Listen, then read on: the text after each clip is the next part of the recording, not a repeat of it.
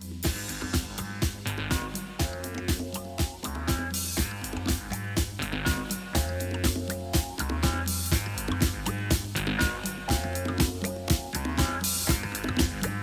of the main challenges of the creative industries is getting more knowledge in order to become more effective and bring more added value to Dutch society and help solving societal challenges. We really need to stimulate research in the creative industry for a couple of reasons. One reason is that designing, for instance, for lifestyle change asks a deeper understanding of people. So we really need to understand how do people change their lives, what motivates them. If we really want to tackle these very, very complex problems, then we need to understand what works and what doesn't work. At this moment we're facing some very big and complex social challenges. And I think the creative industry can really help. The old answers don't work anymore. There are a lot of systems around, old systems, invented years ago, and still working, but they're more or less broke. And to revive this, to change this, so is I think, a very important role for the creative industry in this innovation path.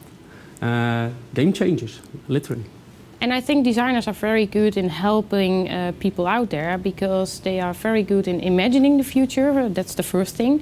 But the other thing is that they're also good in looking at a system perspective. So they can really map the system of the healthcare system, for example, and they're also capable of reframing problems within that system. The other things is it can help them to build those crossovers between the other sectors. As soon as they invest more in research and developments, they're simply stronger partners for all the other sectors. For me, it's very interesting to see how the creative industry meets business, because you can innovate on a ground societal challenges only if these two get merged. But it's very difficult. This merge is very difficult, and we lack methods and tools how to do this merge. So ClickNL is this intermediate, is the connecting link between the creative sector and knowledge institutes like universities and our knowledge institutions like TNO, NWO. ClickNL is connecting parties that don't automatically connect. But they connect them, they bring them together. They make sure that crossovers can happen. ClickNL is intended to have the industry itself bring in their research questions. And that's quite new. But what's really important is bringing different parties together to innovate, because innovation always is about different insights, different parties coming together, and we need a platform to really bring different industries and different disciplines together, and ClickNL does so. So access to knowledge, that's what ClickNL does.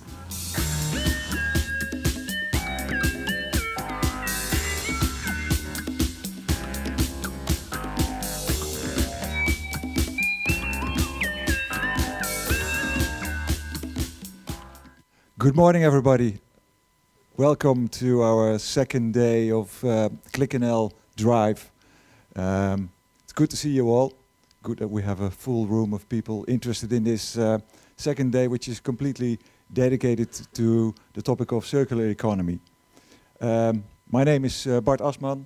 I'm running together with my colleague Daan van Eyck, we are running the network of ClickNL Design as part of the top sector creative industries. And ClickNL Design is also responsible for the project Circo, of which you will see a lot more today amongst the other speakers. The title of today, It All Starts With Business, sounds a bit like a fairy tale, but I promise you it'll be concrete, practical, and a lot of information today. I'll be looking forward to all of the speakers. The program of today, we've got 4 speakers in this block. We will start with Connie Bakker in a few seconds, Pieter van Os, Reinier de Boer and Miguel Ballester from Fairphone. Before we start, I'd like to show you, and you've got a bit of time, if you have a QR code reader, you can point it at the screen and log in.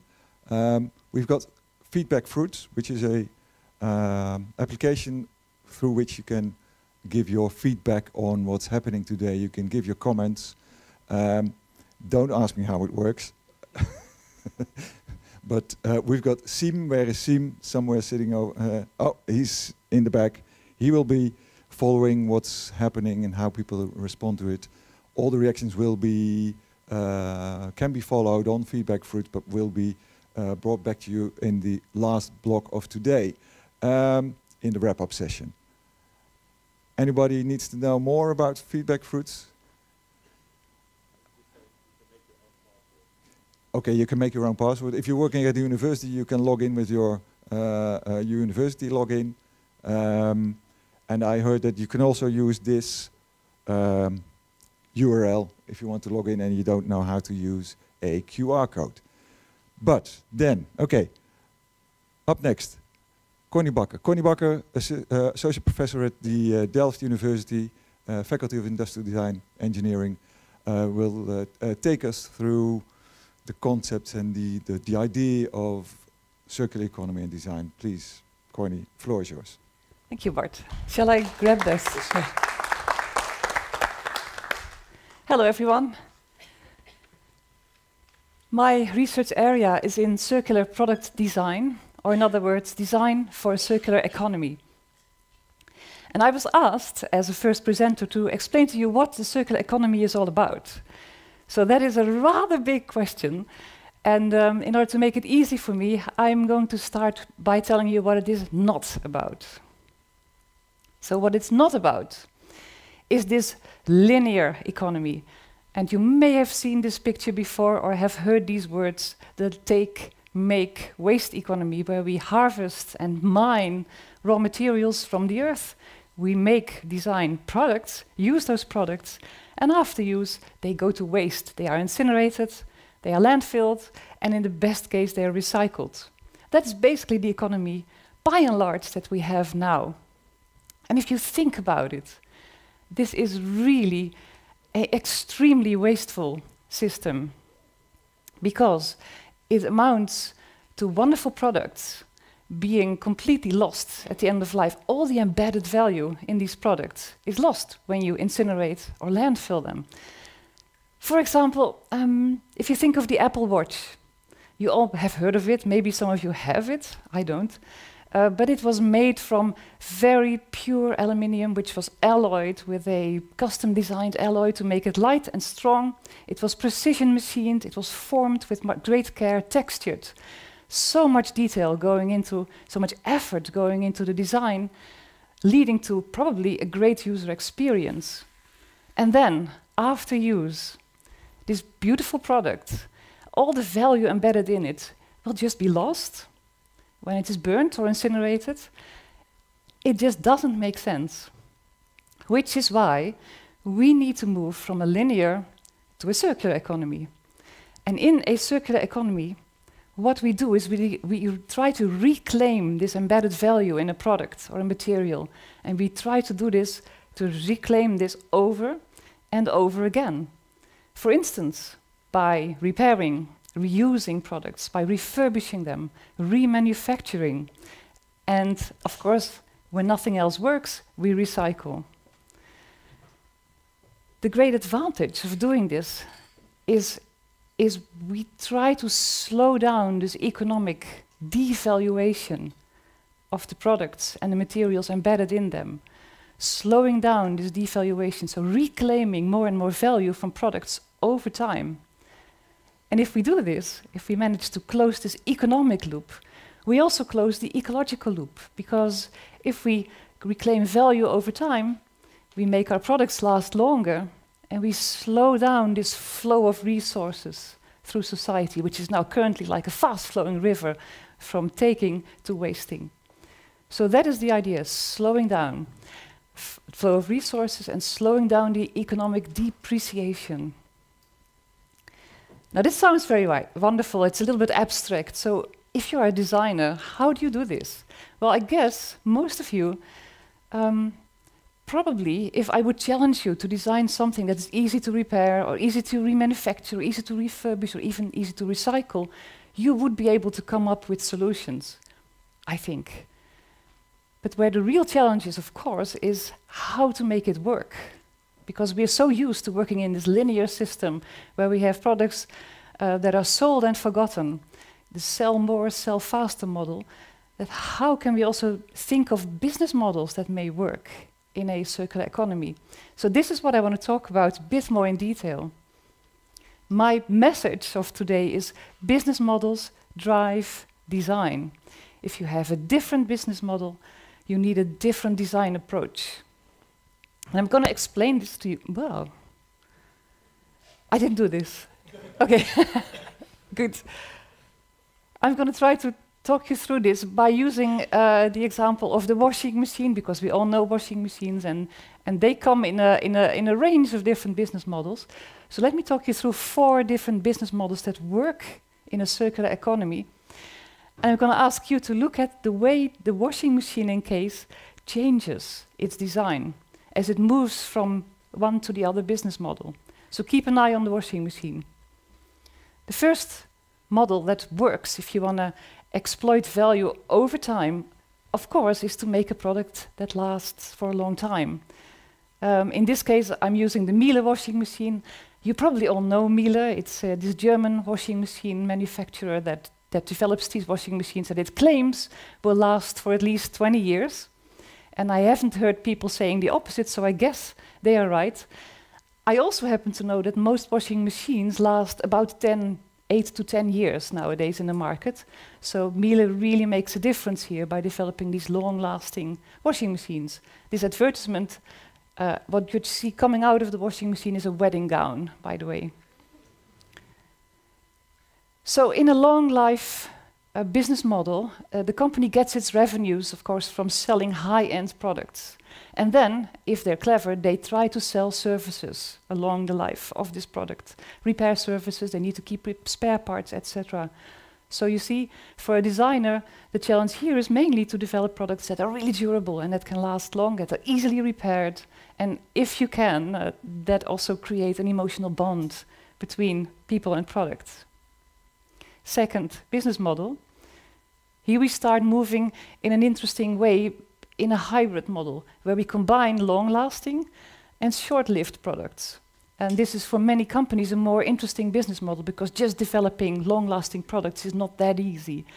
And having your revenues come from both selling high-end products or maybe leasing them and then selling these consumables, fast-moving consumables, to go with the product may be a viable business model. Now here the Miele washing machine was recently reintroduced with these detergent containers that are of course Miele branded. And if you have such a washing machine, you will need to buy your containers from Miele and use them, which of course will help you better dosage your washing detergents. But a great idea in a circular economy would be that these detergent containers can be refilled and reused again. I'm not sure Miele is doing this, and I sure hope they will start introducing this. But here is an interesting option to create a playful combination between long and short-lived products. And again, you see how this affects the design of your product. Third model is here we move to what we call an access model. So we get revenue from providing access to a product, and as a consumer, you no longer own it. And this is the Dutch company Bundels. And they are currently launching their service where they give you a Miele washing machine. They come to your house, install a high-end washing machine with these detergent containers, and then they sell you a bundle of washes. So you pay for like 15 or 30 washes per month, a bundle, and you don't have to worry about anything. If the washing machine would break down, they will come in and repair it. Once you're ready with your washing machine, you don't want it anymore, they'll come and pick it up. So here you see a real change in business model from going from ownership to getting access to products. The design in this case is still the same. Hasn't changed a lot. Although you see all these extra elements that need to be added because your washing machine needs to be connected to the internet for bundles to work.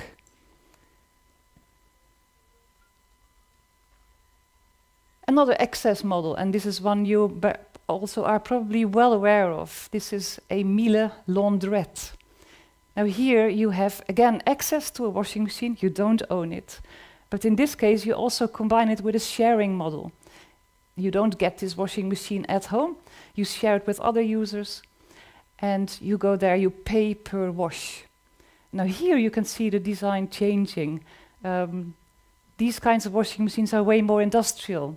They're meant to last longer. They're owned by Miele. Miele has an interest, of course, in making these washing machines in such a way that they don't need much repair. So here you see a slight shift from going to washing machines that you have in your house to those that are more in the public domain. And in the final model, the performance model, you see a washing machine is pretty much unrecognizable. This is a laundry service. So you bring your dirty clothes, you get them back cleaned, ironed, folded and everything. And the washing machine becomes an industrial machine. And of course it's huge and it requires very different design approaches. So taking you through these 5 models, I hope I've been able to show you how these 4 different business models, going from long-lasting products to performance models, really change the way that you have to think about designing a product. Sorry, go too fast. Business models, in this case, I would say drive design.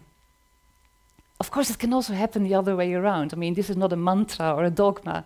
And if you listen to Mikael later, you'll see Fairphone, who have actually decided they can take a design approach that might change the business of mobile phones. But I'll leave that for a minute. The interesting thing of these 4 models that I showed you is that as you go through them, the service component increases and the product component becomes, in a way, less important. And that's another thing for designers to think about. Service design may become way more interesting in a circular economy. This is just a very brief summary of what I wanted to tell you. I have only a few minutes left, so I'm gonna use these for some promotion. We've been developing a massive open online course on the circular economy. So if you want to learn more, this is free and it's online on the edX platform, EDX. And if you go to edX.org, it's very tiny there on the slide. You can search for circular and you'll find this course, which has just launched with a community of over 5,000 people from 147 countries in the world. And it is actually great fun to watch the discussions on the forum. And we've tried very hard to make it worthwhile. And I have a trailer, 1-minute trailer, that I'd like to show you, and that you have an idea of what we will be talking about in this course. So here it is. The take, make, waste way of doing things is coming to an end. In a circular economy, we reuse, remanufacture, and recycle our products. In a circular economy, companies will look at cars, planes, jeans, shavers, laptops, office chairs, televisions, washing machines, beds, and even handbags in a totally different way. Not as stuff to be sold and forgotten, but as opportunities for continuous value creation. In a circular economy, I no longer own a mobile phone. The company leasing the phone will refurbish or remanufacture it for me.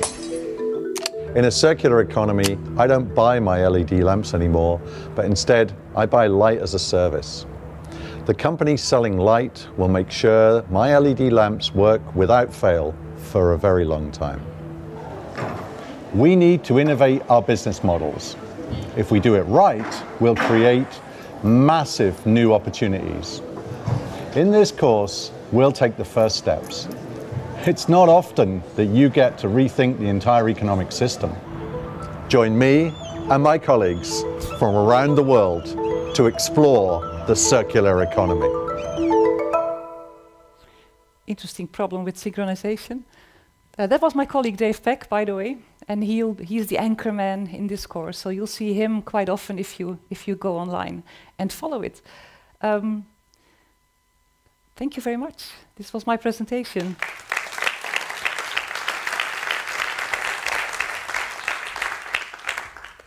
Thank you, Connie. You're welcome. For your interesting presentation. Yeah, before you walk off, don't be afraid. I'd like to ask you one question. And this is a question that you will hear probably more of me today because I'm not that original that I have a lot of questions, but hearing your talk and what you just described, what does this mean for the role of the designer? Okay, that's an interesting one. I think, as I said, but if you accept my message that business models drive design in a circular economy, this means that designers need to be aware that there are more business models out there than just the classic, as Dave just said, stuff to be sold and forgotten. The sell more, sell faster model, so that you actually need to start thinking as a designer across the entire life cycle of your product. And what can be done to capture value in the afterlife of your product. So I have just shown a few business models that may work, and I think there are more, and I'd like to hear more of them today also. And I think becoming more aware of those as a designer puts you also in a more entrepreneurial mindset. And I think that's where the role of designers may need to change, becoming more aware of the business component in a design project. Okay, so if I would translate, try to interpret it, I would say it's time for the designers to step up to the plate and take initiative. Is that what you mean? Yeah. Okay. Yes. Well, thank you. Anybody from the audience have a question? We've got a mic, and Koen can throw it. Anybody who has a question? Nobody. That is one cool mic, by the way. Try it. Okay. Yeah, he was the first. Well, good throw. Keep it close to your mouth, please. Yes. Like this? Yes. Okay.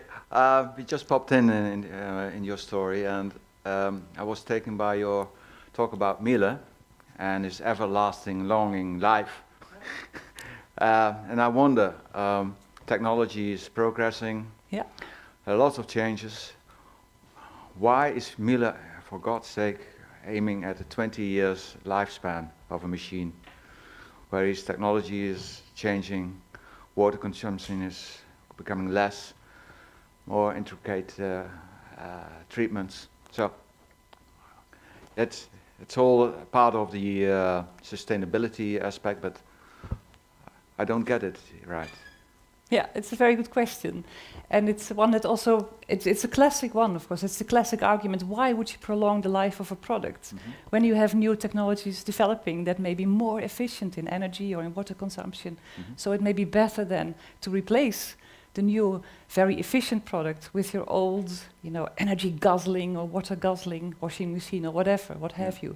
So in general, that is a very good point, and we have done quite a few studies to figure out what is the optimal moment to start replacing products.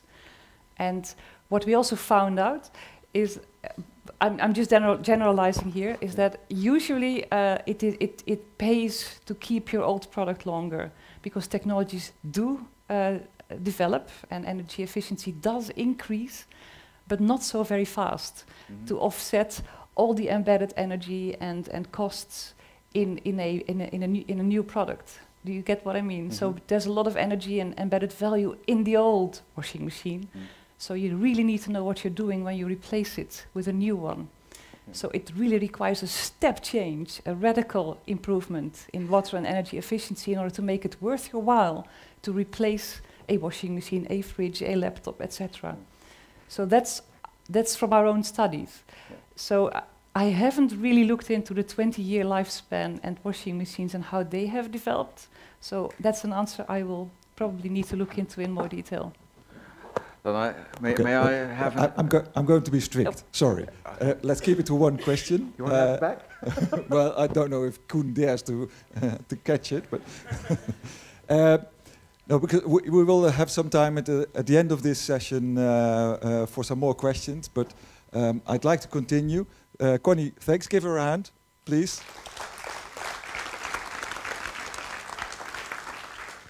Yeah, and orange is the new black, isn't it? Before we continue to Peter van Os, I'd like to announce that because of the support of the Ministry of Infrastructure and Environment, the book that is the basis of the CIRCO project has been translated into Dutch with a lot of help from, I saw him at, where is he? Yeah, over there. It's available for you when you leave your badge. In return for your badge, you can pick up a copy of this book. We will hand it over to the ministry at the end of the today, so I'll put it back before. Anyhow, time to move on to the next speaker, Peter van Os. Peter, come to the stage. Peter is the managing director of Reversed Concepts and one of the people who is responsible and who's done a lot of interesting work in the CIRCO project. Peter, floor is yours. Yeah. The clicker as well. Thank you. Good morning, all. All the way around. When we heard the story of Connie for the first time, and we heard it before, we were intrigued by changing the whole system of a linear economy to a circular economy.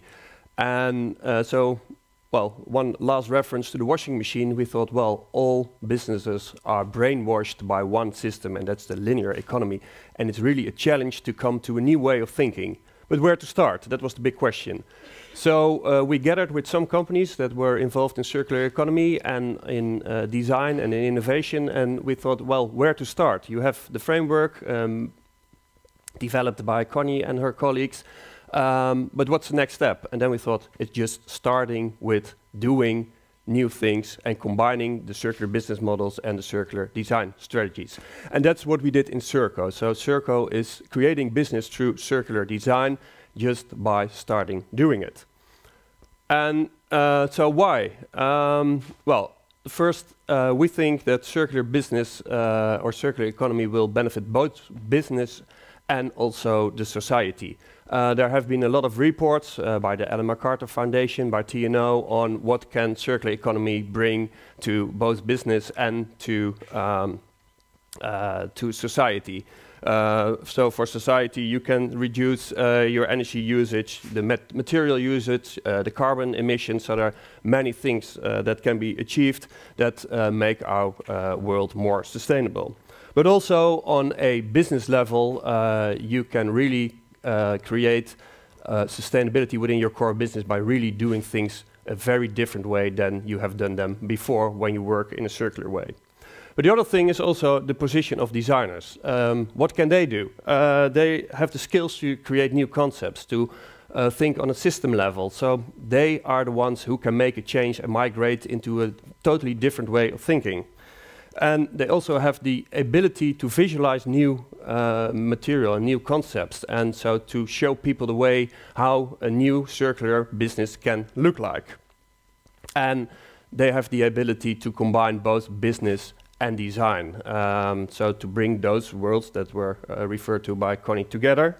And we also found that designers are willing to and really looking to take a new role in design, or to come to a strategic level and guide businesses to come to new concepts. So we thought they're eager to adopt this, and so let's help them to make that step. So our motto is creating business through circular design. So that's working on an individual business level, so not on the big macro level, what can it do for an economy? No, but how can a company start with bringing new circular concepts to the market, and how can a designer help? And so it's just by starting it to develop circular products, circular services, and circular business models, because we think they come together. It's not that you can work on one, but it has to be combined. So what are we doing then? We work with businesses and just start by exploring the opportunities, create those concepts and look what they have to do next to implement them and to bring them to the market. We try to enable the designer community to get in the lead in design, and we believe that they can play this role, but where to start? There's a lot of new information. It's a very broad scope, and they need additional skills. So in the program, we try to bring that to them and to place them in the position to take that whole new role. And they cannot do it alone, so we bring designers together so they can interact and they can exchange their experience. So what do we have? We have business tracks, and in those business tracks, companies come together and we apply the whole framework developed in Products That Last. And we start with the process. Just start a process in redesigning your current product and look what happens when you start with it. We offer tools because this is a framework, it's very generic, but where to start? What questions do you have to ask? What analysis do you have to make? How do you apply it? So there are a lot of tools available and we try them. We come with cases, we come with inspiring examples from other industries, and we redesign the product, the service and the business model. And we also learn ourselves, because it's not that we know how to do it, but when we are with a lot of people working on it, you learn new things, you bring it a step further, and we can also bring that information back to the Product That Last team.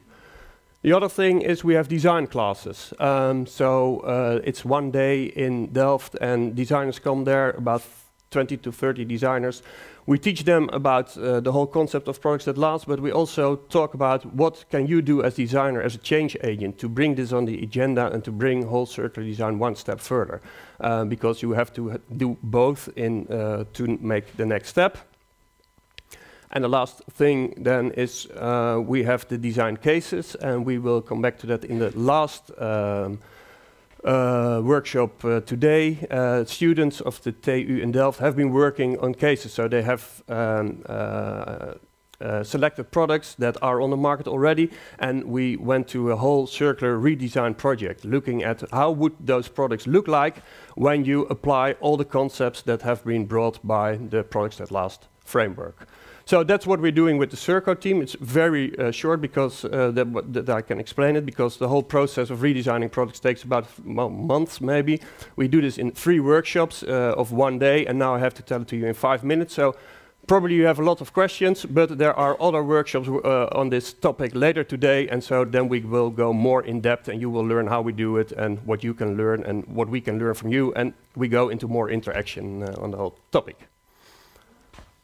Thank you, Peter. Take a deep breath.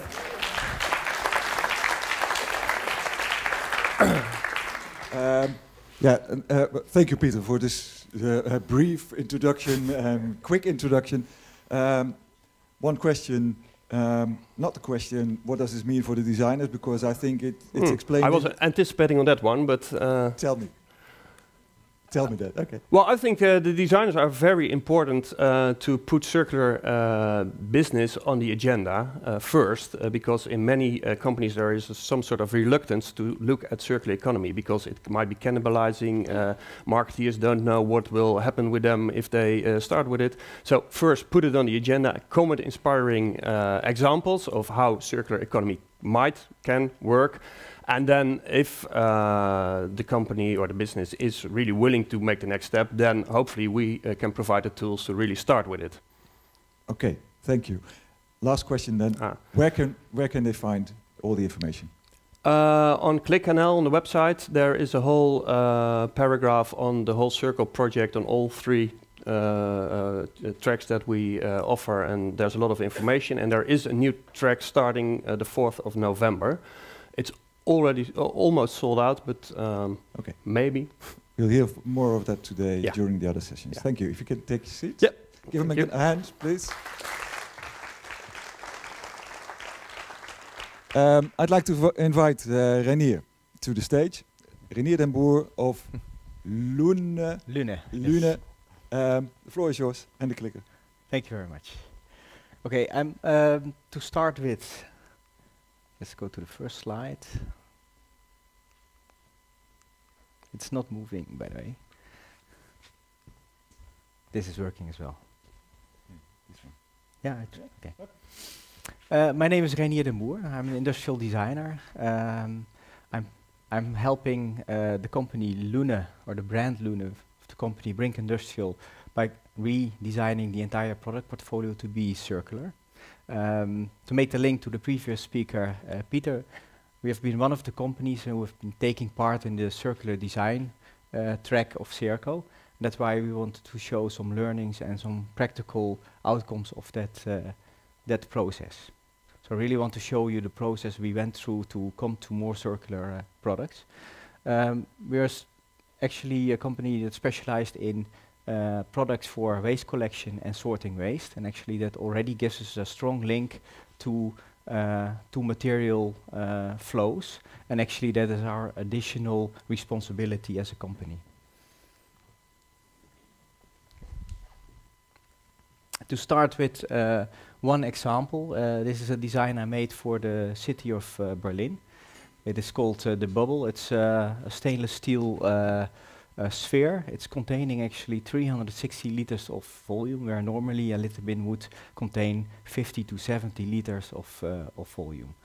On the key locations in Berlin, in practice, they need to empty this 5 to 7 times a day, a normal standard litter bin. That means 5 to 7 times a full logistical flow throughout the city. When we got into contact with the community of Berlin, they really wanted to have a large volume litter bin, but they also wanted to have a nice design in the city. They did not want to go underground because of all the utilities, and they really want to have an optimized logistics. To go into a real solution for questions like this, and to prevent that you're just selling a litter bin, just selling one product you create and forget, we really went into an analysis of the full chain, and we linked with partners. We linked with one of the main companies in Europe selling utility vehicles to research if we could make smaller vehicles to have a suction method to suck out the waste instead of collect it with bags and bins. So we came to a new logistical system that reduced the logistical flow in the city, and it's actually showing that we can be very influential in the full chain and the full logistical chain, instead of only producing a metal product. This is showing some examples of our interior products. We produce these products and sell them to professional customers. There was an existing product portfolio, but we noticed that it was not fitting to the market anymore.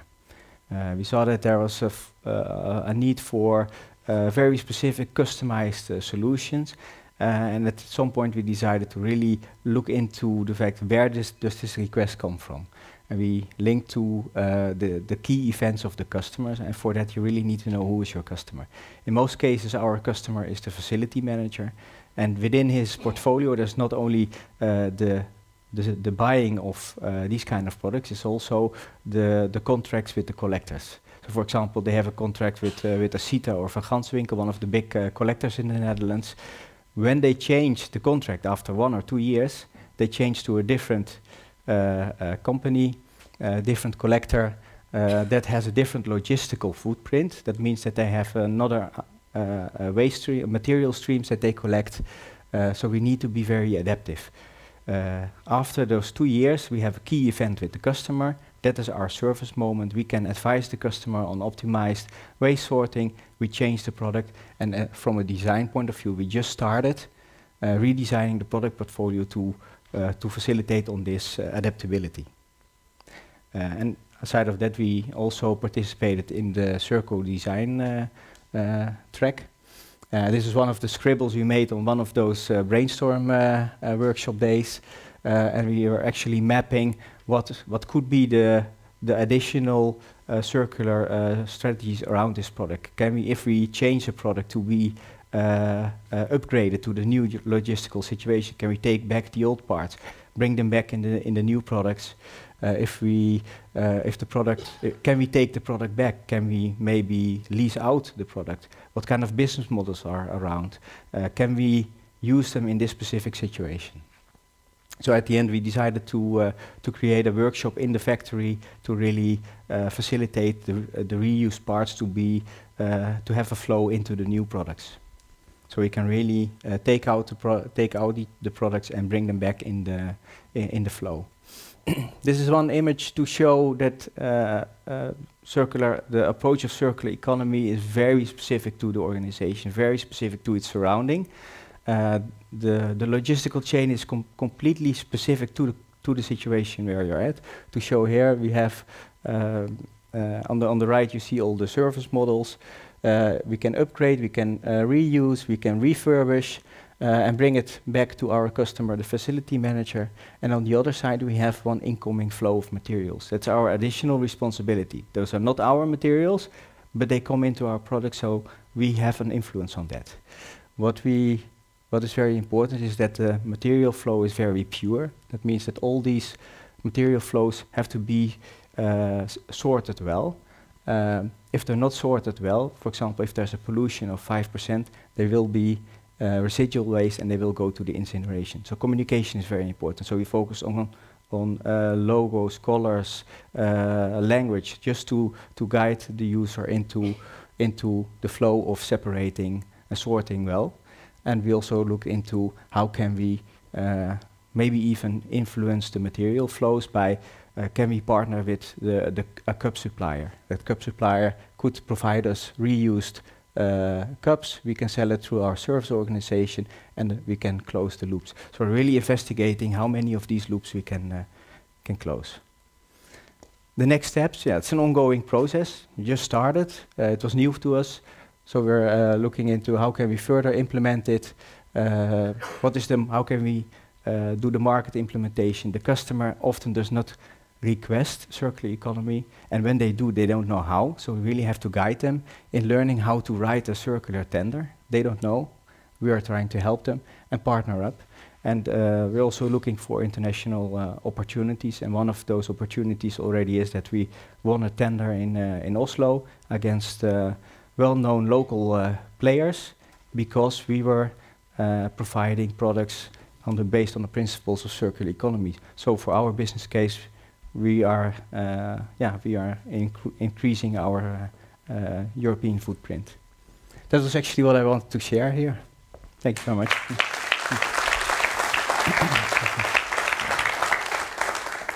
Thank you, Renier. Well, and again, you can guess my question, but I'll rephrase it a bit. Yeah. The question is, looking at this and what you are doing as a designer within Luna, what has changed in your way of working?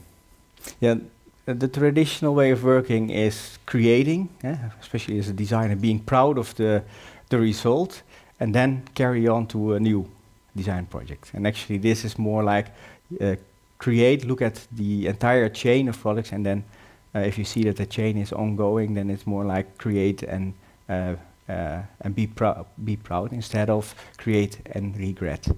So really look at the chain, because that is where you can really win the innovative battle for the products. Okay. Okay. Thank you very much. I'll ask you to sit over there because of the time, and it's always the same, of course. I will not ask any questions from you, from the audience, because we will spare some time for the last few minutes. I'd like to step to the next presenter, Miguel. Oh, too quick. Miguel, the floor is yours. Thank you. Hi everyone. I'll try to keep it short. So let me start from the beginning. As Connie said, when we started Fairphone, definitely the book was not out yet. When we started Fairphone 2, developing Fairphone 2 was also not yet out, but was coming. They were doing the research. What is Fairphone, just to start? Fairphone is an organization that was born to tackle all the social and environmental questions behind the production of electronics in particular, whether that is human rights or eco-design. It is really a brand to bring. I've heard from the other speakers about this togetherness. No, it's system thinking. We have to bring people together, and we've had that very clear at Fairphone from the beginning, that we have to bring together consumers, other companies, people in the supply chain, also politicians, for instance. But what is the question at hand today if we talk about mobile phones? You've probably heard of this.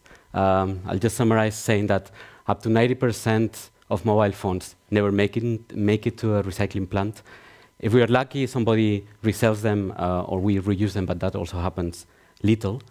I just want to remind here that we have, as Europe, an objective of getting to 50-60 recycling rate of electronic products by next year, I believe, which we are not going to get, as you can imagine, because we are now around 15-20% in the case of mobile phones. But the ones that worry me the most are those that are in those drawers that you all have at home, right? Like full of cables and, I don't know, disk drives that don't work anymore, batteries, that you promise yourself you're going to take to a recycling point one day, but you never do. We all have that drawer at home. Because the mobile phones that are in that drawer, and I've been around for a while asking people, and I've heard people having 7 mobile phones in that drawer. Those mobile phones are losing their value, as Connie very well was saying. They're losing their embedded value, not only the material value, but also all the effort that the designers and the companies have put to put that into the market. They're just getting lost because they are forgotten in a drawer, and after 1 or 2 years, there's no value, or very, very little value. So who cares about recycling? It's about maintenance. It's about extending the lifetime of products. And I can come back to washing machines, actually. If you think of it, now we are also in the middle of a paradigm change with the Internet of Things. I'm quite sure that all that efficiency that we're talking about that will come in the future will also come through software, which means that you don't really need to replace the hardware stuff, not the physical thing, which is the one that has the biggest environmental impact. I can tell you that's the case with mobile phones. There's so much you can do in energy efficiency through software. But what happens with the physical thing? What happens with that thing that ends up in your drawer? Why does it end up in your drawer? Why do you want to replace it? And that business has a lot to do with it. So we can talk about design, but availability of spare parts for 5 years has little to do with design. It has to do with a good business model that takes that into account from the beginning. Oop. That being said, developing hardware in particular is very costly and it takes time, and you have to start even before you even know how you're going to earn your money. So with Fairphone 2, that's this guy here. It has been 2 years, 2 years of thinking we want a device that lasts longer just because it makes sense, and we knew that it makes sense. And now we are figuring out what is the business model around it. So what we have done is we've created a hardware ecosystem that allows for different scapes, let's say. It allows for thinking in leasing. It allows for thinking in getting our revenue from spare parts, from accessories. In these 2 years of development, there has been a lot of funny, interesting challenges, which are probably interesting also for you. Many of you are designers. It is interesting to see how industrial designers and engineers work together, saying, hey, can you move that camera like 0.5 millimeter to the left? Because that curve that I want to create, I need that camera moved. And that results in 3 weeks PCB redesign work at 420 euros an hour. So it is good to know all this, all the effort that is put by companies, definitely in designing products for the circular economy. Or another one about the screen, for instance. We couldn't have done a modular device if we wouldn't have a 5-inch screen. But it's not the only reason why we have a 5-inch screen, and that has a lot to do with business as well. We have to think already, okay, where is the market going to be in 2-3 years' time with screen size? If we are in a screen size of 4.3 inches, for instance, it might be that in 3 years, the manufacturer says, like, Fairphone is good, like 100,000 devices a year, but we're going to stop producing 4.3 inches screen. And then you're definitely, as a startup, out of business and out of this world. So, is it slick? Is it waterproof? Is it 5 millimeters thick? Does it have fingerprint scan, wireless charging, NFC payments? Not yet. Well, it's definitely not 5 millimeters thick, but it is damn sexy. Because it's transparent, and because all those phones that are in your drawers are probably there because they have a broken screen or a battery that doesn't work anymore, and it's difficult to replace by you or by any professional service as well. Or it has a, this always happens, right? Or it has a screen that you cannot replace, or the camera is broken, for instance. In Fairphone 2, all the electromechanical components, which are those already thinking in the future, with the electromechanical components are those that will fail faster. A resistor on a PCB will not fail so fast, but a camera, speaker that vibrates will fail faster. And all those are isolated in modules that now, talking about business again, if we can extract even more value, if we can make you not put this device in a drawer, but actually buy a new battery, or actually buy the new camera, which may have more megapixels as well, or change your USB port to the new USB Type-C that is just coming. That's where we can also generate our value as a company, and that's how we can keep the design for longer. And I'm finishing, so I think I've talked about this enough. So we have to change how we sell stuff as well. So, and I think as designers, we also have to think about that when we design, as we have learned from the previous speaker. And we are in the business of this, actually. So in increasing the acceptance of ethical smartphones, if you want. If you look up telecommunication, 30% of people said, I find it very important to buy a product based on environmentally, and a product that is just, or that brings justice from an environmental or social perspective. But food is at the 50%. So if we can do that, there's a huge market to do. And as I said, the hardware is out there. Now we are going to start shipping in 3 weeks. The business plans are there as well. But now we have to prove that this is true, that it is a device that can be in the market that you can use for more than 5 years.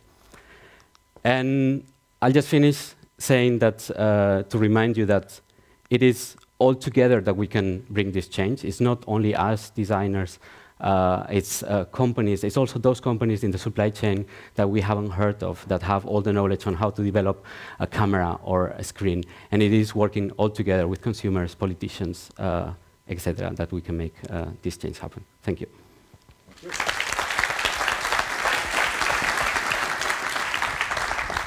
And let's see how fast you can assemble it again. I think I can manage that while you ask me the question. Okay, great. Well, thanks. Impressive to see what you're doing. You can guess my question, but again, I'll rephrase it a bit. If you look at what you have been doing within Fairphone as a startup company, but what is your impact on realizing the whole sustainable or the circular business of Fairphone? You mean mine, personal? Yes. Oh, that's an interesting question. I joined Fairphone as a student, actually. So I joined Fairphone when Fairphone was a project within a foundation in Amsterdam. So I studied strategic design, so I was responsible with the other part of the team to kind of bring it to the social enterprise period, let's say. And I think our system thinking, I mean, Bas van Abel, the founder, he's also a designer himself. And I think that system thinking that we bring, we didn't know everything about business. Well, of course, you have to bring other people in. But yeah, that was definitely the role of us as designers, thinking the system and where we were going. It works. Sorry. It starts up. Yeah. Great. Thank you again. Thank you. Let's, Koen, can I ask you to take up the mic, and I'll accompany you to the stage, to the couch. And oh, well, I can sit down as well. Yeah. That's nice, because Koen will throw. Who's got a first question for just one of these? Anybody? Jos. Oh, well, Jos, you're second. Hello.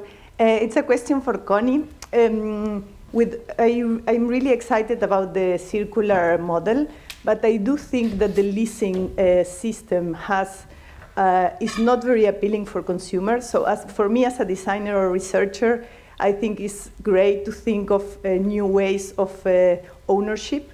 However, as a consumer, I don't want to have 100 providers for my daily life, in which one is for my fridge, the other for my washing machine, the other for my jeans and for my shoes. So in a way, I'm more excited about initiatives like the one you are exhibiting in the Mind the Step exhibition that is based on repairing and on giving the consumer actually the tools for a very small loop that is individual actually. What is your question? So I wanted to know if there are new business models that also empower more the consumer to do these small loops and not really that take ownership of the products for each product category. Okay, thank you. Yeah, well, easy.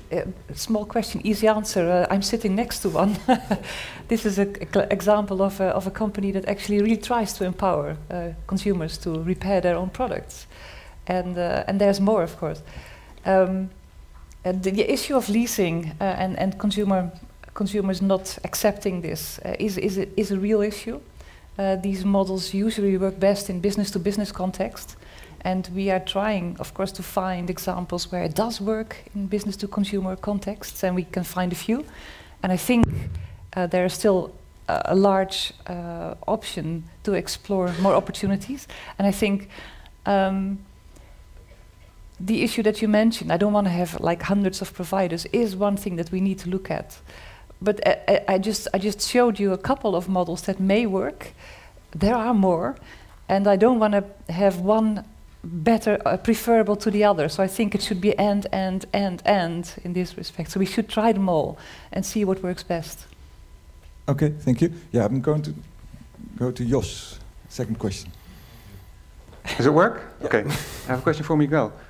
You mentioned at the start of your presentation that software is a big part of, let's say, the mobile phone system. A lot of the developments are focusing on hardware, on mechanical stuff, while at the same time the software providers or the operating system providers have a big impact on the performance of the phone. Yeah. How do you deal with that? Yeah, there are many problems there. One being upgrades to new, for instance, Android 6 is just around the corner. We as a manufacturer, as a brand, we have to wait for Qualcomm that designs the chipset to develop or to do their work to be able to work with Fairphone and with all the other devices that have the same chipset. So the value chain behind software is also very complex and complicated. What we are trying there is to give more options to consumers, to don't rely only on our development or the development of other companies, but I think everybody knows by now, we are in talks with Ubuntu, with Jolla, Sailfish, with Firefox OS. These are alternative operating systems that change that burden from the company to a community, so the community can, if it's engaged enough, let's say, keep on developing those devices. So, as I said, like as a startup, it's difficult to think of 6 months from now, but we are working into having an ecosystem that allows, again, different routes to see where we can go. For now, we will be with Android and Google Free, but there's future there as well.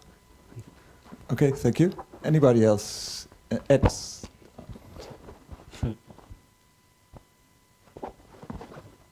This is the right side. I have a question for you, Connie, and maybe partly an answer to your question. Have you started to consider the network business model in which the company doesn't own anything? It's like Airbnb and Uber. Yeah. Have you thought about that? Yes, absolutely. Yeah. The Peer Inc. Stuff.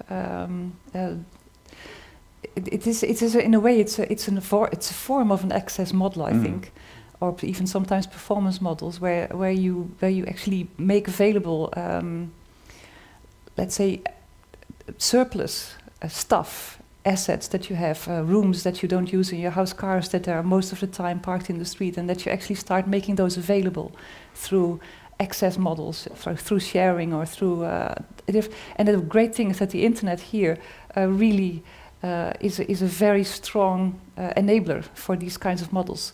I just heard a few weeks ago the story that Airbnb is now a bigger hotel chain than all the major hotel chains, Hilton and others combined. They have more rooms. So it shows how very quickly such models, where you start sharing and using surplus, excess assets, how very quickly these can then become very successful business models. And then you start using your resources more efficiently, which is interesting. Yeah, because I can imagine that these models can also fit smartphones and washing machines. I have to think about that. Yeah. Okay, thank you. Maybe, Peter, I'd like to ask you, in the Serco business tracks, have companies come up, people from industry, with solutions which are attached to this sharing economy type of solution? Is this something which has come up in the workshops? Well, not that much, because the companies that join the tracks are companies that already have a product portfolio. And so they start on having their current portfolio and look at other ways of bringing that products or propositions to the market. And sharing is really a very paradigm shift thing, so no. Well, yeah, so when we are scanning the opportunities, they talk about access modeling, but when it really comes to their next business models, they still a little bit afraid to go all the way. And also, if you look at the sharing concepts in the world, they're all new entrants. So okay. I think that's a too big step for now. A bit too far off. Yeah. Okay, okay, thank you. Miguel, no, yeah, okay. No, I just wanted to add that it is interesting also in business innovation that you also have to look outside of the walls of your office, and maybe you need to partner with other companies and offer together a service. So I don't know, it comes to my mind like piano lessons. I have a piano at home. Why can't I lease my piano through my piano lessons, right? These kind of things, and are sometimes businesses that are in completely different industries, but that requires like that integrated business thinking, I think. Yeah. Well, so René, what I wanted to ask you, but maybe to add on to this, to connect to this, because you are in a business where you have to collaborate with a lot of other industries. So talking about this subject, what's your experience? To start with, for example, Berlin already has 20,000 access points that are shared to everybody on the street. Eh? So that's a capacity. By access points, you mean? A little bit. Okay. Physical access points. So it is a network. Now we really have that also makes it a logistical chain, which we encounter in everything we do. So we really need to partner up to be successful with a lot of companies. Yeah. Okay. Somebody from the audience, because there must be more questions. Over there. And then the last one is over there, because I see that we are running out of time. Well, this is a question for Renier. Very nice presentation. I wanted to ask you about using these systems in public sectors. For example, train stations, airports. I mean, these bins usually already exist in many places. For example, Belgium's rail network and even Schiphol Airport here. But every time I walk through them and I try to choose the one, then I see that they're all being misused. I mean, like you said, even 5% contamination is already enough that you have to incinerate the whole thing. So how much effort do you need to put in actually, how do you say, socializing people and making people understand the importance of this? How much collaboration can you expect from the governments that you have collaborated with before? To start with, yeah, you have to analyze the specific situation. In this case, the sorting product is used. For example, station, you know that the persons are there not every day. In an office, you know the people get used to their environment, but in a station, they're new there, they pass in a hurry, so you need to be very clear. You need to communicate in a redundant way. You use colors, use icons, use multi-language, use shapes to communicate the sort of waste used. That's the first thing you need to do, and you need to make it fit specifically to that situation. I think the second part of your question was about how to cooperate with the government. One of the basics is that the government stimulates the waste sorting. If you look at a normal industrial area, there's no possibility to really sort the office waste. The small offices in an industrial area, they cannot find someone that will collect their waste separately because there are separate waste streams. They need to have logistical streams. So it's very difficult for the small companies to really achieve that. If the government really stimulates it and maybe stimulates that the industrial areas combine forces and make contracts together with the big collectors, then it can really then it can really happen. Okay, thank you. Last question for this block. That was over there. Take care. It's like volleyball. A question for Miguel. I recently read about the American system in which you have a contract to a phone company, you pay $27 a month, and you get a new, sparkling new phone yearly. What is Fairphone's answer, or how are you trying to beat that kind of systems? Beat? Or join? Oui. Just by showing that you can do it differently, I think, you know, like, I think it doesn't make sense. I don't know, maybe Connie can say something else about this. Probably you know more about leasing constructions, but of course there is a whole world that works in a different way. There is a lot of companies that are still working in a linear way, but here we are talking about the future, and I think the future is here, actually. It's not anymore just empty promises or talking about something big. There are examples, and it is by talking about these examples that we can make the others also change. So. Okay, well, because of time, I think people are up to a cup of coffee, maybe, along the way. No, one back, yes. Well, thank you very much. Let's give them a round of applause, please.